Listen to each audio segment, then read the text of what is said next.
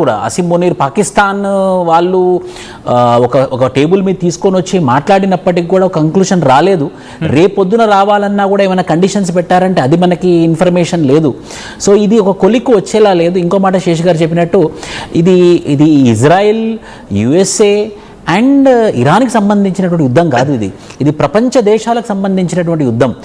దేశాలని ఆర్థిక సంక్షోభంలోకి నెట్టేటటువంటి యుద్ధం. ఇది అంత త్వరగా ముగించకపోతే మాత్రము ఖచ్చితంగా ప్రపంచం already Indian international monetary fund ప్రపంచ జీడిపి 4.2కి ఎస్టిమేట్ చేసింది. అది ఈ యుద్ధం వల్ల అది 3.1కి పడిపోయింది. సో ప్రపంచ జీడిపియే పడిపోయే పరిస్థితి ఈరోజు ఉంది. కాబట్టి ఖచ్చితంగా ఏవైతే వీళ్ళు టేబుల్ మీదకి రావాల్సిన అవసరం ఎంతైనా ఉంది. అక్రాస్ ద టేబుల్ కూర్చొని వాళ్ళు కంక్లూజన్ తీసుకోవాల్సినటువంటి అవసరం ఎంతైనా ఉంది. ఇది ఒంటెద్దు పోకుడులాగా వాళ్ళకి నచ్చినట్టు మేము చేసుకుంటాము అని అంటే మాత్రము మన దేశం ఇండియా ఈ ఏషియన్ కంట్రీస్ అయితే ఎక్కువ ఇబ్బంది పడుతుందన్న విషయం మాత్రం అది నిజమైనటువంటి విషయం. బట్ ఇక్కడ అమెరికా వ్యవహారం ఎలా ఉందంటే గతంలో కూడా ట్రంప్ చెప్పుకొచ్చాడు, నాకు ఇరాన్తో మాత్రమే పంతం, మిగతా ఇరాన్ని అంతమొందించాలి, రాక్షస సంహారం జరగాలని టైప్లో మాట్లాడుకొచ్చాడు. ప్రపంచం ఏమైనా నాకు సంబంధం లేదు, కావస్తే నేను ఆ తర్వాత ప్రపంచానికి ఆయిల్ ఇస్తాను టైప్లో మాట్లాడాడు. Is it possible? ఎందుకంటే ట్రంప్ మాట్లాడిన మాటలకి చేసే చేతలకి ఎక్కడ సంబంధం ఉండదు, చాలా తేడా తెలియదు చాలా సందర్భాల్లో. బట్ ఇప్పుడు ఎందుకు ఈ మాట మాట్లాడుకుంటున్నామంటే రేపు శాంతి చర్చ జరగాలి, నేను రెడీ అంటాడు ట్రంప్.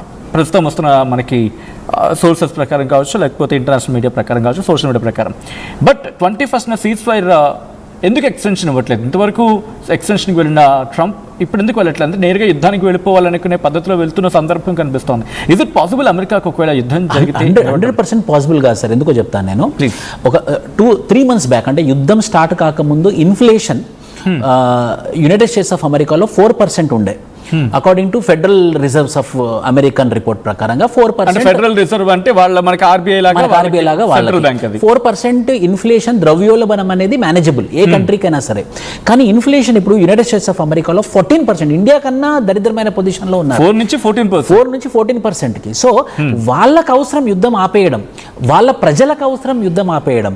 వాళ్ళు నష్టపోతున్నారు. ఎందుకంటే ఒక్కొక్క రోజు యుద్ధానికి $1 billion ఖర్చు పెడుతున్నారు అమెరికన్ గవర్నమెంట్. ఇంకా ఇప్పుడు మొన్నటి వరకు 200 అనుకుంటే ఇప్పుడు $500 బిలియన్ ఓవరాల్ అంత అమౌంట్ యుద్ధం కంటిన్యూ కావాలి అని అంటే మరి ఇంత మొత్తంలో డబ్బు ఎవరి మించి తీస్తారు? ప్రజల మించి తీస్తారు. సో ప్రజల మించి తీసినప్పుడు ఖచ్చితంగా డిమాండ్ అండ్ సప్లై తేడా కొడుతుంది.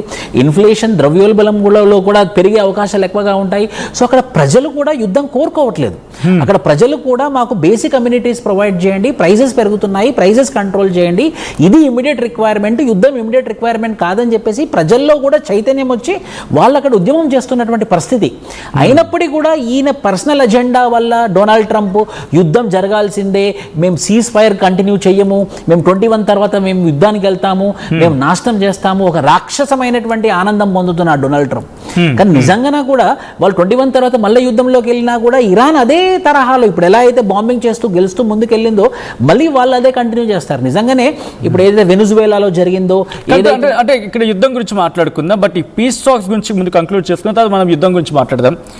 ఒకసారి శేష్ గారి దగ్గరికి వెళ్ళే ప్రయత్నం చేస్తున్నాం ఇదే పాయింట్ మీద. శేష్ గారు, ఇక్కడ